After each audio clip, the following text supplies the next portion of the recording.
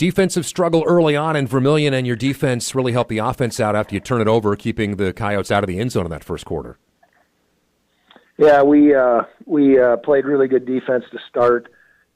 Gave up some runs early, but the first quarter we did a good job, really good job. And then a sequence there where all of a sudden the points were just coming from everywhere. You get a field goal from Chase Vinatieri. Then Jordan Brown picks off a play. And then after a delay penalty, which I'm sure you loved, coming after a turnover, you get a touchdown pass to Jake Winicky. Next thing you know, you're up 10-0, and you score 10 points in 13 seconds.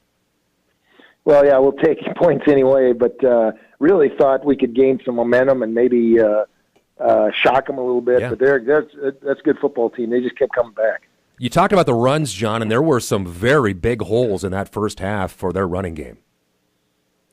Yeah, we just didn't fit the play. We had one, we called the defense, where he had the short edge, and the backer fell down on his way there. And they're good. Again, they're a good team. They have good running backs. Another time we just showed blitz, and they slowed down their blocking scheme, picked everybody up, and they creased us. Those are the two of the bigger runs that they had. And again, your defense helps out after the fake field goal and all the confusion there about the offsides and all that. Your defense, with some help from some USD penalties, again, keeps them out of the end zone, and you go into the locker room with a lead. Yeah, we went into the locker room, and tough environment. I mean, that was a great environment for their program. But we went in with a lead. We went in with confidence, and we knew what we were playing for, and we came out and kept doing it. And then your special teams comes up with a block punt in the second half.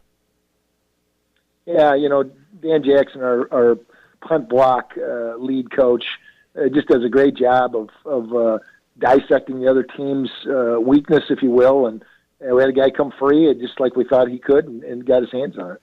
We mentioned the USD penalties. Your club on defense had a slew of penalties on one drive and really put them in a position where they could take control of the game, and then all of a sudden your defense comes up big with a goal line stand. Yeah, we harp on in practice, there's no reason to hold a scout team guy, because you can't do that in the game. And we got called for holding, then we got called for roughing the quarterback. Things that in a game like that, or in the games down the road here, we just cannot do those things. And then they had some big plays. Dakari Allen had a touchdown catch. They take a lead for the first time, and then Taryn comes back and converts on a big fourth down and sets up a Mikey Daniel touchdown run. Yeah, Taryn, we called his number, and many times when you do, you're going to get good results. And he got through the initial line and almost got in the end zone, but did a great job on that play.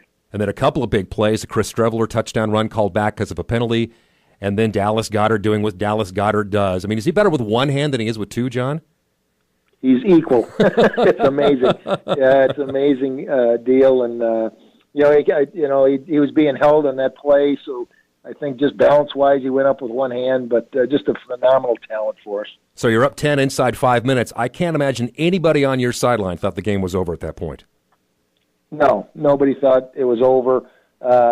We were soft, if you will. People call it prevent. We don't use that term, but we were soft, not wanting to give up the big play. Well, 15 yards is a big play, and that's what we kept giving up. So they give them, again, credit. They went up the field in less than a minute and scored a touchdown.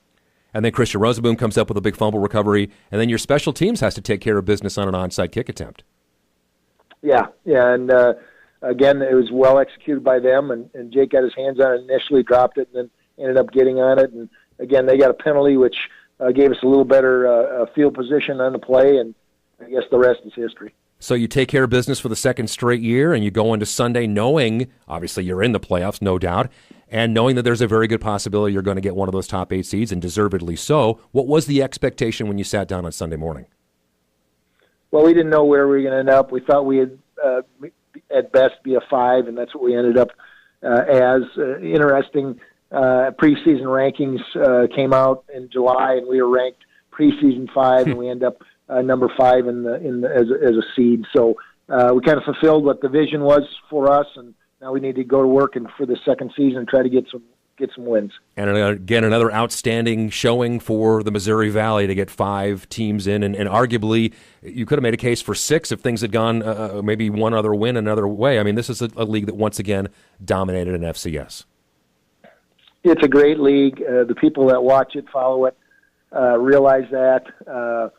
Some great players. I think the coaches do a great job.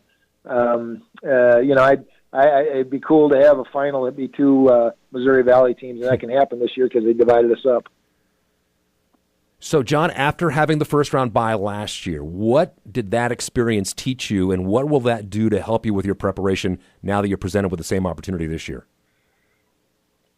Well, again, you can't game plan this week because you don't know who you're playing. And shame on you if you put stuff in that dilutes the focus next week. So we're trying to heal up. We're trying to get better in fundamentals. We want to celebrate Thanksgiving with our families. We did that last year. We're going to do it again this year. We did it as a program last night. So bring them back Saturday and watch a little bit of the game, and then go back to work. So it is a week of celebration, and that's the big thing. Is that the first round bye again does give you that opportunity to take at least a bit of a pause for Thanksgiving, which I know means so much to you and your program.